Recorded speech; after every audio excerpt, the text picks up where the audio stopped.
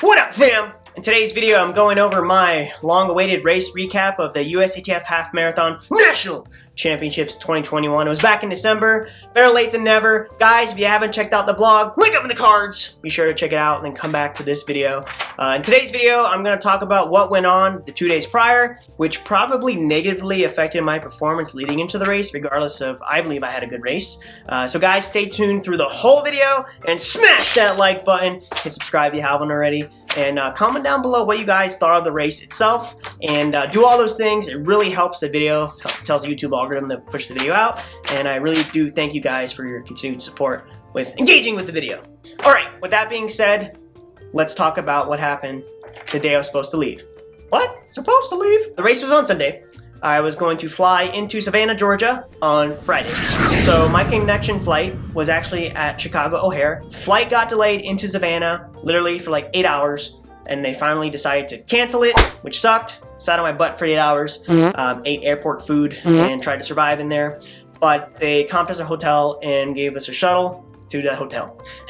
But the flight left the next morning at like 7 a.m. So I had to wake up like at 4. So by the time I got to the hotel and had to wake up, I only got like 6 hours of sleep. The flight gets into Savannah, I think like around 11 or so. Thanks to, I believe it is Mortgage Race Network and USATF, or more so Mortgage, and the race directors, they actually picked up the athletes from the airport and shuttled them back to Hardeeville, South Carolina. Now, the South, as you guys probably know, being the vegan that I am, the food options aren't that great, and we'll get to that in a sec. Check into the hotel, go out for my shakeout run, legs a little stiff, did some strides, felt great. There was an athlete technical meeting at 4 o'clock that afternoon, so head on over there. And there's a lot of people there. Guys, results in the description down below. I'm not too sure how many runners there are, but there were. But you can go and see. Kira Diamano was there. Obviously, she won because, you know, this happened like 6 weeks ago. The meeting happens. They just go over the course and stuff like that. Okay, so that evening, this is where stuff kind of gets a little iffy because there aren't really many good food options in Hardeeville, South Carolina. I tried using Uber Eats. I did use Uber Eats that afternoon for some Thai place because I love Thai food. You guys probably saw it in the video where I say nom noms. That was Uber Eats. But in the evening, I did Uber Eats again for the same Thai restaurant, and I believe the Thai restaurant canceled my order after waiting like 30 minutes. And so I waited a little bit, and I tried Uber Eats again, saying that everything went through. Delivery was going to take an hour and a half because, you know, Hardeeville is like away from everything. And the driver ended up canceling my order an hour and a half into waiting. And I believe I got to like 10 bucks credit or an apology or something like that, but that's besides the point. So I ended up not eating dinner the night before my race, which can definitely negatively impact you in a half marathon. So that night, I literally just had like a protein bar and some Morton as my dinner. That night, I go to sleep because that's what human species do. They sleep. I went to bed probably like at 9 o'clock.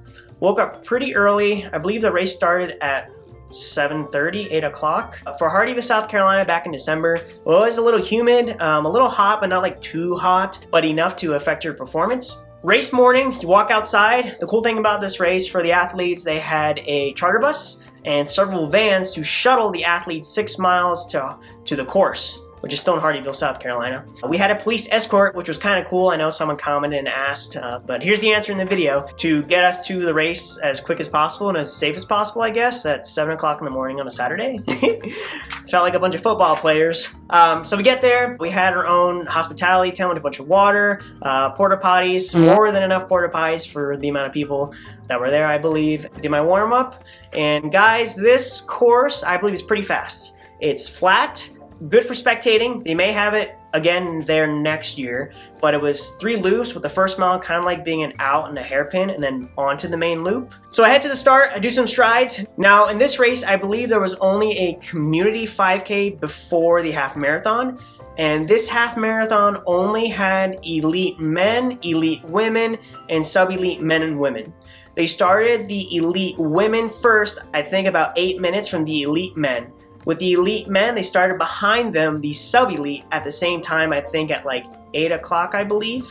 So there was a gap in between the elite women and elite men, so I guess there wouldn't be any lapping of each other, or very little lapping of each other. Perfectly marked time mats on there. Cool thing about USATF races, at least this one in particular, any time marker you hit, will officially count as a PR or a record for you, or if you happen to run an American record or whatever, you can actually hit that mark, which is kind of cool. And the gun goes off.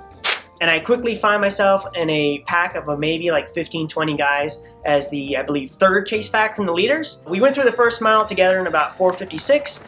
The leaders were way ahead, and they probably would have gone through maybe like in the 4:30s. But I was feeling pretty good. I felt like I was lactate threshold. Guys, I'll do a separate video on like how to know if you're running, you know, your lactate threshold by feel and stuff like that. So stay tuned for that in the future. Just a little hint. Usually, if you start from kind of like a warmed up position and you think you're running comfortably hard, a lot of the fit athletes can actually run pretty close to the 10K pace, and your body would feel, at least in the early stages, that you're running lactate threshold, which probably at that point you should back off.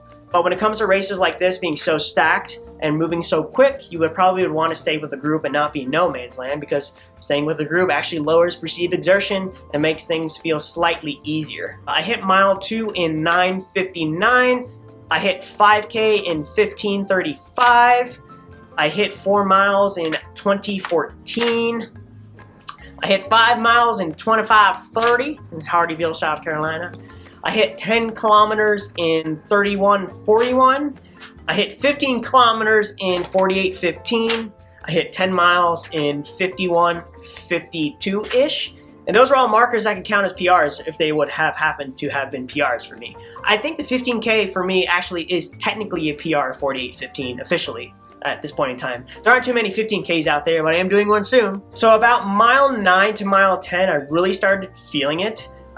This course is pretty shaded, especially in the morning. I suggest, and I think they're gonna have it again next year there maybe, that they maybe start the race a little bit earlier, because it was a pretty fall morning, but there was a certain point where the sun got over the trees and you're just being cooked like an egg on the road, especially on the back stretch. There was water on the course, which was great.